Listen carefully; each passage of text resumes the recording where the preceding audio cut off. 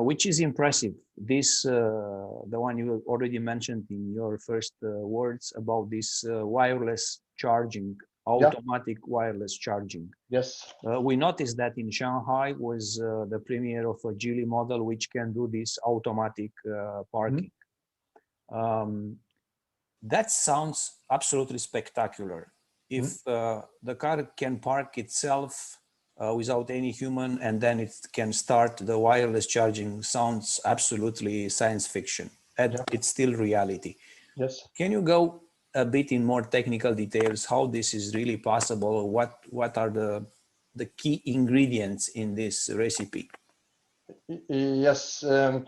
If I look more on the charger part, and then maybe not in how to make the car drive itself, etc., because that is a little bit outside my Yes. knowledge. What you actually do is then it's the same thing as when you charge your telephone. If you have wireless charging on your telephone, or maybe as I have my toothbrush is also. I mean, all this non-connective, and what is happening is that you create a fluctuating magnetic field. That is the power side, let's say, and then on the car side you have what you call that in English. What is that called? You have copper circles around. I don't know what it's called. Spools is called in Swedish, but I don't know. I don't know. It's just a receiver. Yeah, call it a receiver then. But it's you have copper coil, copper coil. Copper coil, yeah, coils. That is what the word. Yeah. Then you have coils. Then this fluctuating magnetic field will induce a current into the copper coils, and thus let's say moving the power from the sender to the receiver. So that is what, and that means that you need to have a sender obviously somewhere, and the range, the effective range of the sender is quite limited. So you need then to be able to position your receiver fairly well on top of the sender to get. Otherwise, you will lose efficiency, and that is of course taking more time, and you will lose energy and thus cost, etc., for the customer when paying, because you will not use everything. So you have this fluctuating magnetic fields that is then being received by the coils inside the car, and then that current will then be just as you have then you need some sort of onboard charger to convert that, because that will be AC, and you need to convert that to DC and to correct voltage level as well. So you need to have let's say the equipment on the car would be the receiving coil, and then some sort of onboard charger also as well to transform it to high voltage DC that you will then put into the car. How efficient is this? Because I remember when the wireless charging started the discussion, was always that if you don't have the perfect overlapping between the magnetic and the emitter and the coil, it's going down quite a lot. What is in your example, in your study show? What we saw that was that if we had to be fairly accurate. If we were accurate, the efficiency was, let's say, sufficiently good. I mean, there are always losses in this kind of transfer, regardless if you do it via connectivity or whatever, heat losses or whatever. So, but I don't remember exact figures. 90 something percentage it was anyway. So it was about. So it was. I would say completely acceptable levels of efficiency. And then what we saw initially anyway was that if it was sufficient to be a little bit out of the more optimized part, maybe I think we talked about decimeters, then you could see a rapid decrease in efficiency.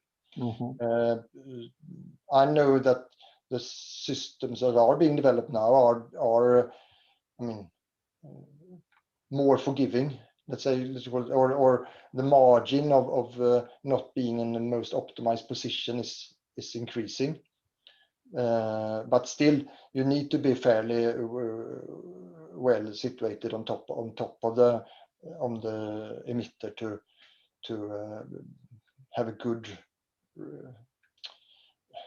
efficiency in receiving the power, I would say.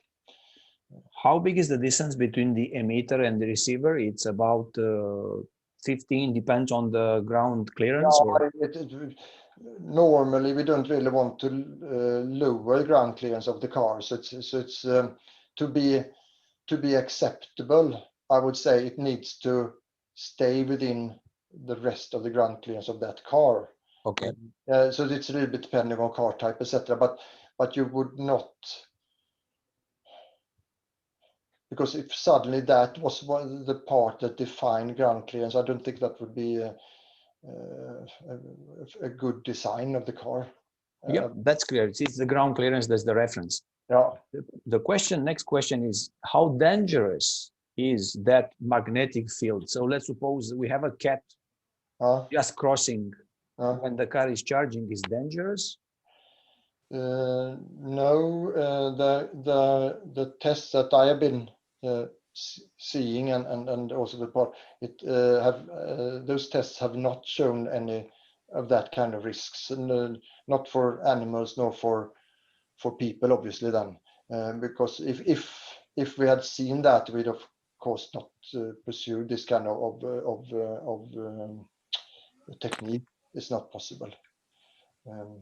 So I have not seen anything showing that. Mm-hmm.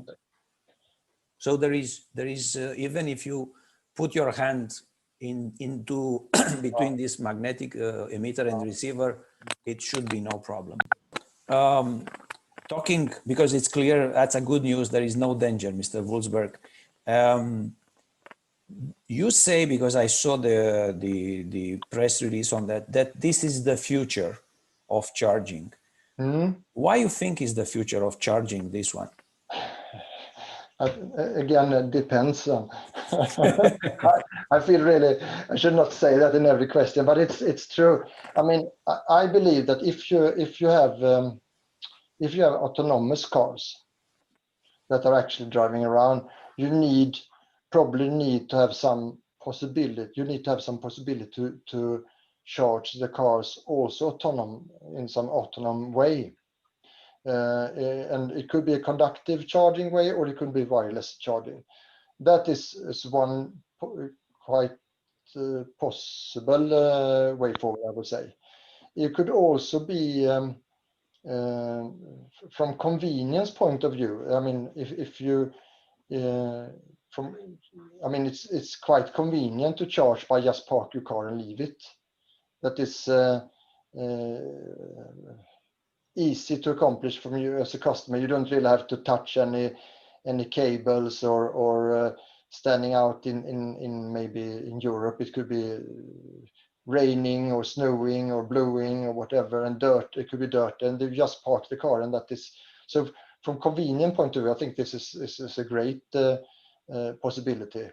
And also, you could think of situations where you charge the car maybe more from professional drivers' point of view.